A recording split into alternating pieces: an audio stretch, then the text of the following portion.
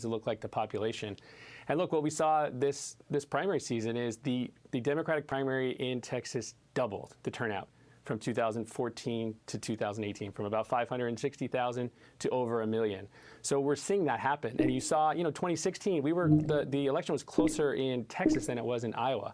So you're seeing that happen as the electorate starts to look more like the population. Texas will become a battleground state and eventually will be a blue state. So the reason some of it's going purple Cal is because there are people moving into Texas. There are high-tech jobs in places like Austin. A lot of other parts of Texas are like Northern Virginia. The oil brings people in, but there are a lot of Hispanic voters.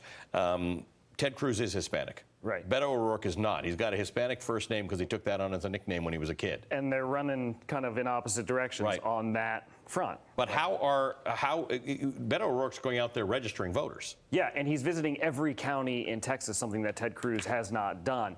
He provides an interesting alternative. He's a young face. He's very charismatic on camera, and he does represent the folks who live along that border.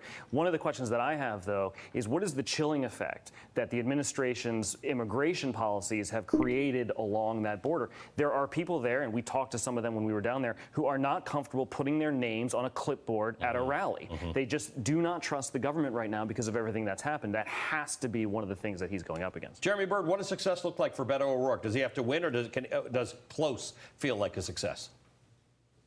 Well, look, he's running to win, and I think we're seeing a candidate unlike any other. He is a special candidate.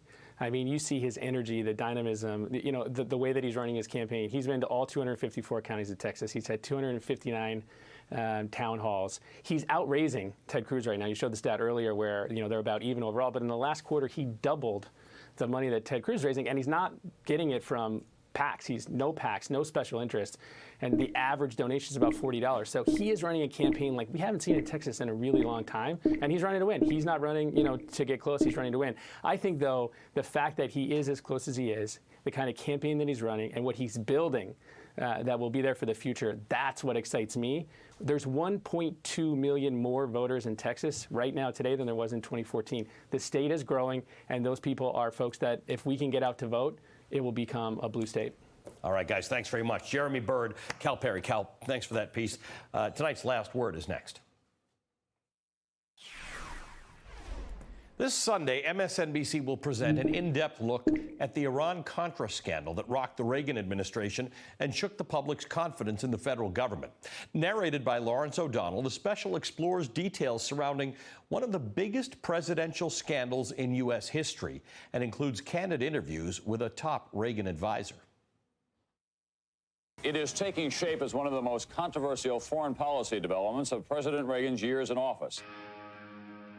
It was a bombshell, the U.S. sale of missiles to Iran in order to free American hostages. Reagan's first response was to deny any connection to it. A charge has been made that the United States has shipped weapons to Iran as ransom payment for the release of American hostages in Lebanon. That the United States undercut its allies and secretly violated American policy against trafficking with terrorists. Those charges are utterly false. He obfuscates and really misrepresents what he knows. Everything that we sold them could be put in one cargo plane and there would be plenty of room left over. Sir, if I may, the polls show that a lot of American people just simply don't believe you. It was virtually pandemonium. Everybody was scrambling to try to get the story straight. Top officials in the Reagan White House go into complete cover-up mode.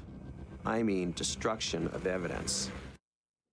This Happens, Secret Wars, Secret Deals, airs this Sunday, September 9th at 9 p.m. Eastern on MSNBC. Scams, sex, even murder, committed for money. I'm Stacy Keach, the voice of CNBC's crime series American Greed. Subscribe to the American Greed podcast. Shocking cases, all true. Some people will do anything for money.